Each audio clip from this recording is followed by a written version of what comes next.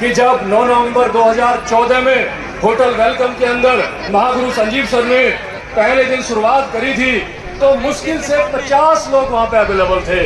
Sanjeev sir का presentation और 50 लोगों में 5 लोग फॉर्म फिलअप करने वाले और 45 व्यक्ति केवल खाना खा के जाने वाले थे। जो स्टेज के जितना ज्यादा नजदीक है उसके पास उतना ज्यादा माल अंदर हो रहा है। पीछे को छोड़िए, आगे की तरफ बढ़िए, स्टेज की तरफ आइए। जितना हम सब प्यार करते हैं।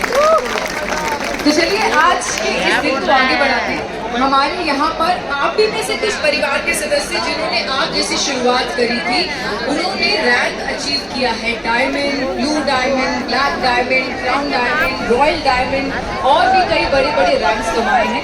अब वो सब यहाँ पर शख्सियतें हम सभी के बीच में आने वाली हैं, तो हम सब मिलकर उनका स्वागत करेंगे। कुछ ग्रुप्स में यहाँ पर आएंगे और मैं चाहती हूँ जैसे मैं उनका नाम बोलूँ बहुत ही शानदार तरीके से एंट्री लेकर